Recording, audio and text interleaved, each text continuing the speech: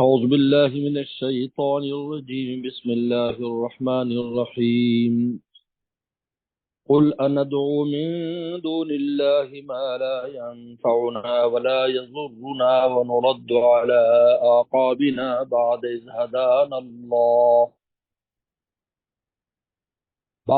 هدانا الله كالذي استهوته الشياطين في الأرض حيران له أصحاب يدعونه إلى الهدى ائتنا قل إن هدى الله هو الهدى وأمرنا لنسلم لرب العالمين ونقيم الصلاة واتقوه وهو الذي إليه تحشرون والذي خلق السماوات والأرض بالحق ويوم يقول كن فيكون قوله الحق وله الملك يوم ينفخ في الصور عالم الغيب والشهادة وهو الحکیم الخبیر۔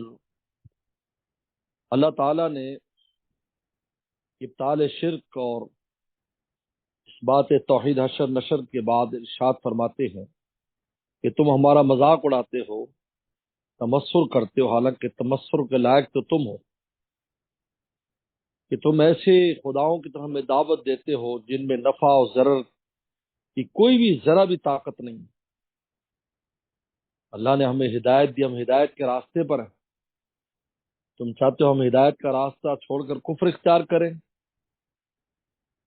اس کی مثال تو ایسی ہوگی کہ ایک آدمی اپنے رفقا کے ساتھ جنگل میں صحیح جا رہا ہے اور راستے میں اس کو جنات اور شیاطین چمٹ گئے اور انہوں نے اس کا راستہ گم کر دیا۔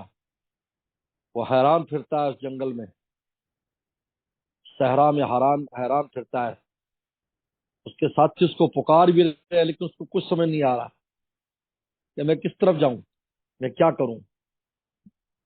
بالکل اسی طرح مسافران آخرت جو ہے وہ توحید اور صراط مستقیم اور اسلام کے راستے پر ہیں۔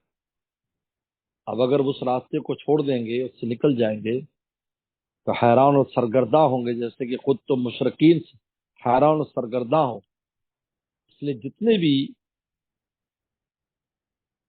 شرک اور کفر میں مبتلا ہیں وہ خود شک و شبے میں زندگی بسر کرتے ہیں، ان کو خود بھی اپنی اس بات پر یقین نہیں کہ ہم زندگی صحیح بسر کر رہے ہیں، لیکن حق والوں کی بات پر کان دھریں گے تو حق کی طرف آئیں گے۔ تو اللہ تعالیٰ نے اس میں بھی ان کا ایک نئے انداز میں شرک کا اور باطل الہ کا رد کیا ہے۔ قل کہہ دیجیے ندعو من دون اللہ، کہ ہم پکاریں اللہ کو چھوڑ کر مالا ینفنا ولا یضرنا، ان کو جو نہ ہمیں نفع دیتے ہیں نہ نقصان پہنچاتے سکتے ہیں، ان کو پکاریں۔ وَنُرَدُّ عَلَىٰ أَعْقَابِنَا، اور ہم لوٹ جائیں اپنے ایڑیوں پر، بعد اذ ہدانا اللہ، بعد اس کے کہ اللہ نے ہمیں ہدایت دے دی، کیونکہ صحابہ کرام کفر سے اسلام میں آئے تھے۔ پر نرد علی اعقابنا، ہم واپس لوٹ جائیں کفر کی طرف، کہا کہ پھر ہماری مثال تو ایسی ہوگی کالذی استہوت الشیاطین فی الارض حیران، کہ جس کو استہوت الشیاطین، جس کو بھلا دیں شیاطین زمین میں بھٹکتا ہوا، استہوت یعنی کسی کو جب شیاطین وغیرہ چمٹ جاتے ہیں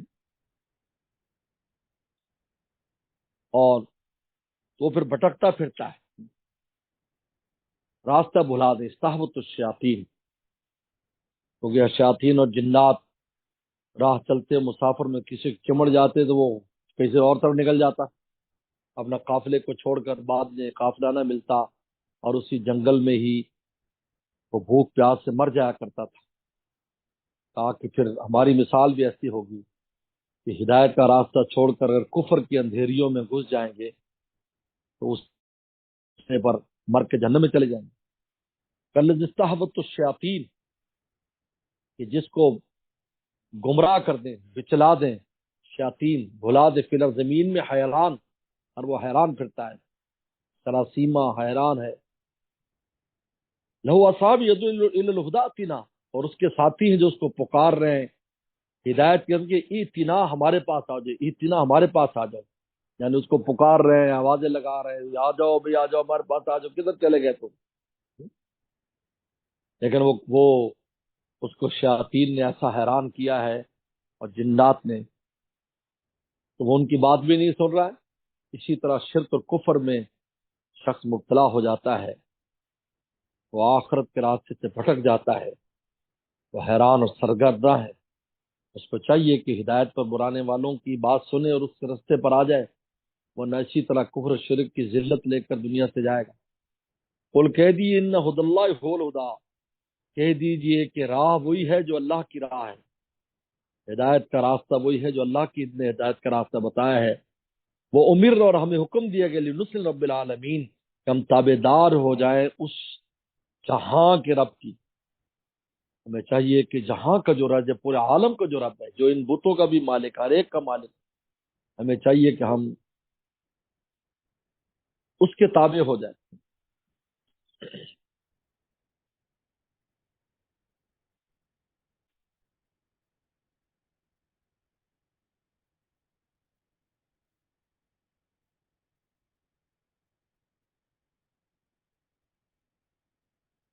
وَنَقِيمُ الصَّلَاةَ، اور ہم نماز قائم کریں، وَاتَّقُوهُ، اور تقوی اختیار کریں. اس لیے کہ نماز وہ چیز ہے جو ہر حالت میں انسان کو پڑھنی، اور تقوی ہے جو ہر حالت میں رکھنا ہے. باقی عوارض کی وجہ سے ہوتا ہے. رمضان آئے گا، روزے ہیں. زاد الراحلہ کا مالک ہوگا تو حج ہے. نصاب کا مالک ہوگا تو زکوٰۃ ہے. لیکن نماز ہر حال میں، بیٹھ کے پڑھو، لیٹ کے پڑھو، اشارے سے پڑھو. واتقوا، تقوی بھی، گناہ سے بچنا. وہ الذی الیہ تحشرون، اور اسی رب کی طرف تمہیں جمع کیا جائے گا. وہ الذی خلق السماوات والارض بالحق، کی ذات ہے جس نے زمین آسمان کو پیدا کیا بالحق، بالکل صحیح صحیح، یعنی بالکل صحیح طریقے پر حق زمین آسمان بنائے ہیں. اور پھر ایک دن آئے گا کہ زمین آسمان کا نظام ختم کر دیا جائے گا. وہ یوم یقول، اور جس دن وہ کہے گا کن فیکون، ہو جا، ہو جائے گا. یہ دن کہے گا کہ تمام زمین آسمان ختم ہو جائے، ختم ہو جائے. قول الحق، اس کی بات سچی ہے اور حق ہے. ولہ الملک، اور اسی کی مملکت ہوگی یوم ینفخ فی الصور، جس دن سور پھونکا جائے گا. یعنی ویسے تو اب بھی اللہ تعالیٰ کی سلطنت ہے، لیکن ظاہری مجازی سلطنتیں دوسری دی ہوئی ہیں. لیکن اس دن کسی کی سلطنت نہیں ہوگی. لہذا جب زمین آسمان ختم کر دیں گے تو اور سور پھونکا جائے گا، مخلوقات ختم ہو جائیں گے، تو آواز لگے لمن الملک اليوم، آج کس کی سلطنت ہے؟ کون ہے جو ملکیت کا دعویٰ کرتا ہے؟ فرمایا للہ الواحد القہار، تو اللہ کی ذات. نفخ سور، سور سینگ ہے، سینگ، وہ ہون جو تھا، ہون سینگ ہے جو حضرت میکائیل السلام کے پاس ہے. وہ جب سور پھونکیں گے ساری مخلوقات ختم ہو جائیں گی، اور پھر دوبارہ پھونکیں گے، سب زندہ ہو جائیں گے. عالم الغیب والشہادہ، وہ عالم ہے کھلے کا بھی اور چھپے کا بھی. وہ الحکیم الخبیر، وہ حکمت والا ہے اور خبر رکھنے والا ہے. بسم اللہ الرحمن الرحیم. وَإِذْ قَالَ إِبْرَاهِيمُ لِأَبِيهِ آزَرَ أَتَتَّخِذُ أَصْنَامًا آلِهَةً إِنِّي أَرَاكَ وَقَوْمَكَ فِي ضَلَالٍ مُبِينٍ. وَكَذَلِكَ نُرِي إِبْرَاهِيمَ مَلَكُوتَ السَّمَاوَاتِ وَالْأَرْضِ وَلِيَكُونَ مِنَ الْمُوقِنِينَ. فَلَمَّا جَنَّ عَلَيْهِ اللَّيْلُ رَأَىٰ كَوْكَبًا قَالَ هَٰذَا رَبِّي. فَلَمَّا أَفَلَ قَالَ لَا أُحِبُّ الْآفِلِينَ. فَلَمَّا رَأَى الْقَمَرَ بَازِغًا قَالَ هَٰذَا رَبِّي. فَلَمَّا أَفَلَ قَالَ لَئِن لَّمْ يَهْدِنِي رَبِّي لَأَكُونَنَّ مِنَ الْقَوْمِ الضَّالِّينَ. فلما رأى الشمس بازغة قال هذا ربي هذا أكبر فلما أفلت قال يا قوم إني بريء مما تشركون إني وجهت وجهي للذي فطر السماوات والأرض حنيفا وما أنا من المشركين اللہ مولانا العظیم۔ اب اللہ تعالی نے آیات مبارکہ میں ابراہیم صلی اللہ علیہ وسلم جو جنہوں نے بہت توحید کے علم کو خوب بلند کیا اور شرک کا ابطال کیا اور خوب مناظرے کیے، اللہ تعالیٰ نے ان کے کئی مناظروں کو قرآن مجید میں ذکر کیا ہے جو مشرکین کے ساتھ ہوئے تھے۔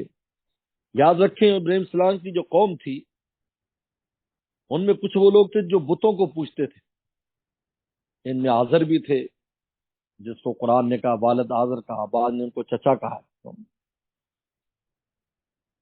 اور ان میں ستارہ پرست بھی تھے، کوکب پرستی کرتے تھے۔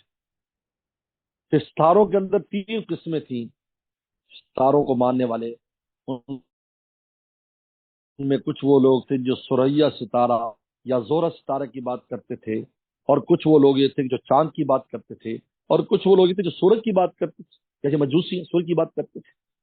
حضرت ابراہیم صلی اللہ علیہ وسلم نے ان تمام کے ساتھ مناظرے کیے، ان تمام کے ساتھ انہوں نے مناظرے کی۔ چنانچہ حضرت ابراہیم صلی اللہ علیہ وسلم کے جو مناظرے ہوئے ہیں ان کے ساتھ، سب سے پہلے تو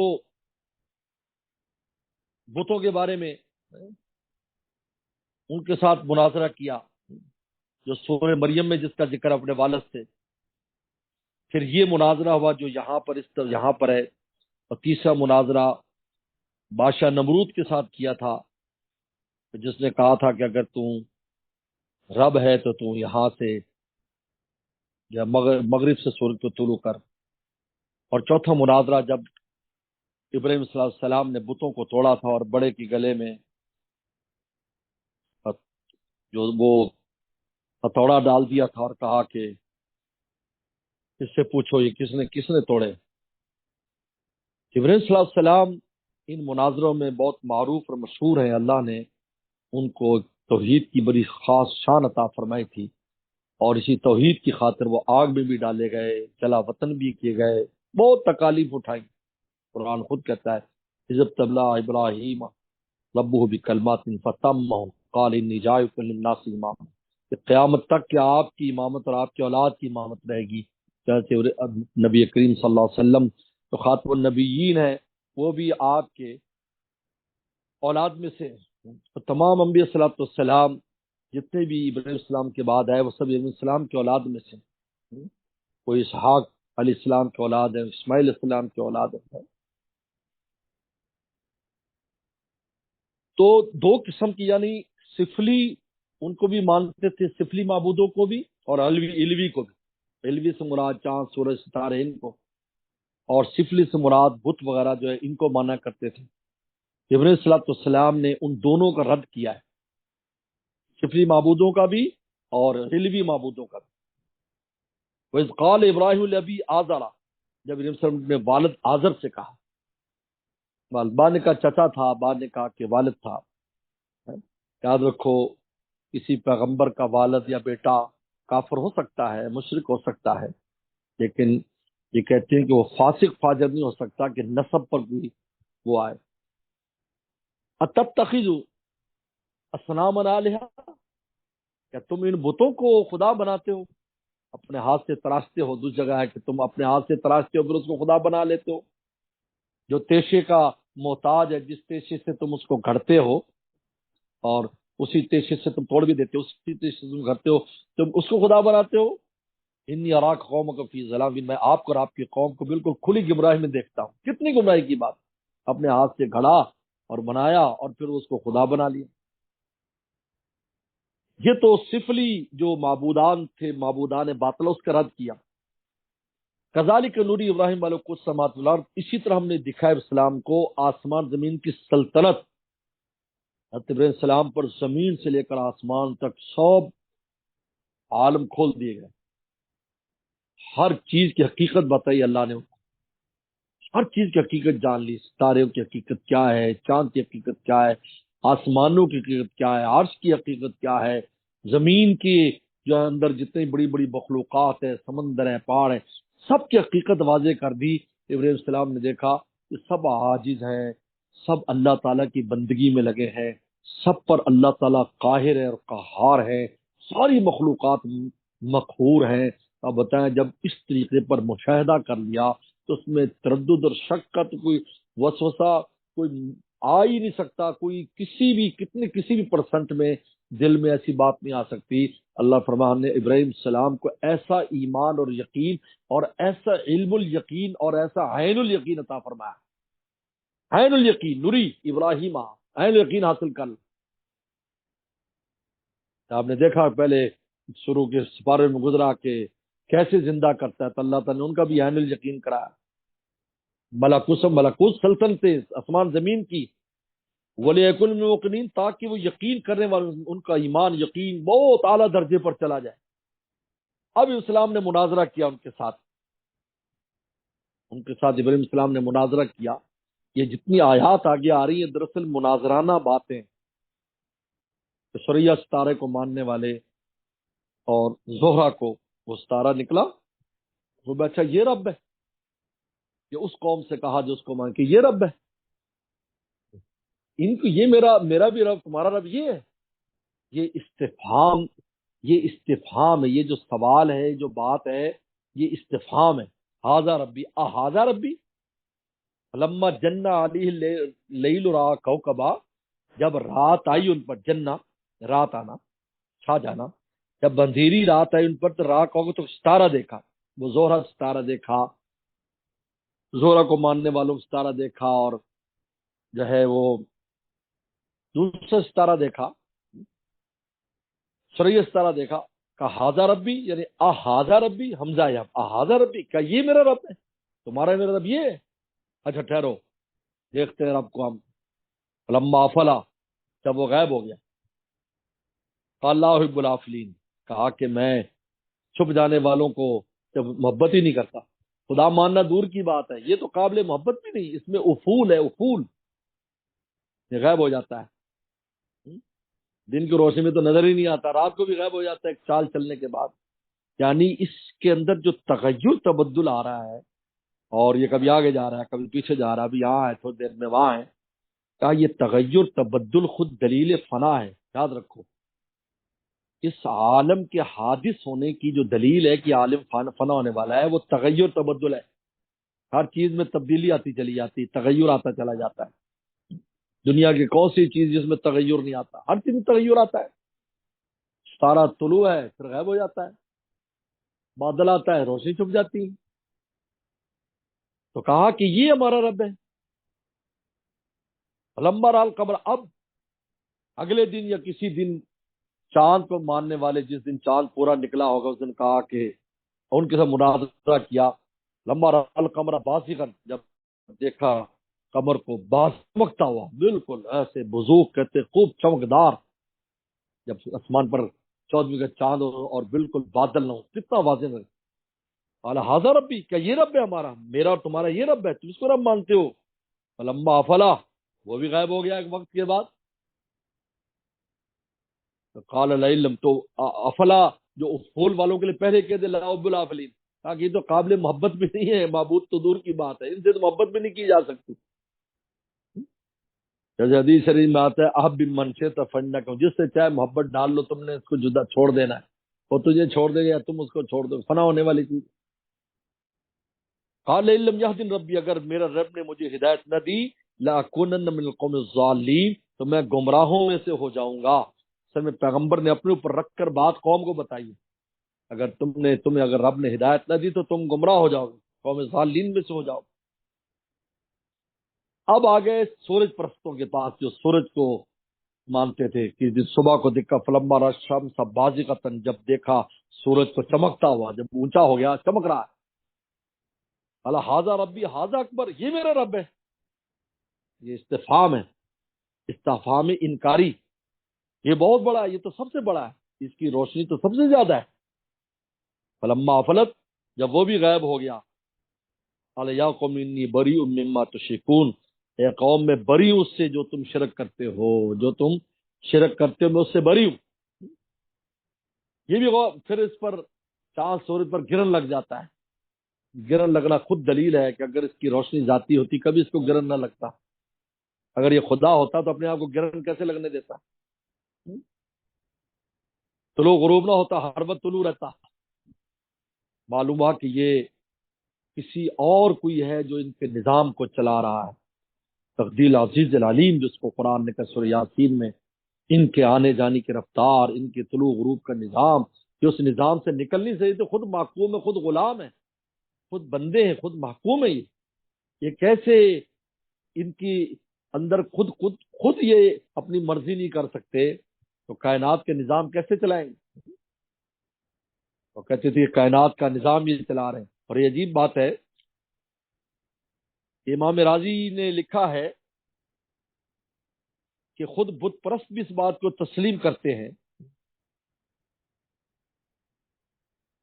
بت پرست بھی اس بات کو تسلیم کرتے ہیں کہ جب یہ غروب ہو جاتے ہیں کہ یہ ستاروں کے اندر بڑی تاثیرات ہیں، چاند سن میں تاثیرات ہیں، لیکن جب یہ غروب ہو جاتے ہیں تو غروب ہونے کے بعد ان کی تاثیر ختم ہو جاتی ہے، کمزور پڑ جاتی ہے. تو کیسا خدا ہے کہ جو کسی وقت طاقتور ہو اور کسی وقت غروب ہو جائے، کسی وقت وہ کمزور ہو جائے؟ وہ کیسے ہو سکتا ہے؟ لہذا یہ ان کا کمزور پڑ جانا اور ان کا ضعف اور اضمحلال، یہ سب فنا اور زوال کی دلیل ہے. یہ کبھی بھی الہ نہیں ہو سکتے. مالک کے سب اللہ تعالیٰ کی قہاریت اور هو القاہر فوق عبادہ. تو یہ ابراہیم صلاۃ السلام نے یہ مناظرانہ، یہ مناظرہ ہے دراصل. یہ نہیں کہ انہوں نے خود اس کو تسلیم کیا، ایسا نہیں ہے. وہ تو ایک لمحے بھی جو نا وہ شرک کی طرف نہیں آئے، اور نہ انہوں نے کسی کو پوجا اور نہ کسی کو، یہ مناظرے کے طور پر بات کر رہے ہیں. پھر فرمایا انی وجہت وجہی الذی فطر السماوات والارض حنیفا، کہ میں مکمل طور پر اپنا چہرہ متوجہ کرتا ہوں اس ذات طرف جس نے زمین آسمان کو پیدا کیا، حنیفہ یک طرف ہو کر، تمہارے شرک سے یک طرف ہو کر میں ان سے چہرہ کرتا ہوں. وما انا من المشرکین، اور میں مشرکین میں سے نہیں ہوں.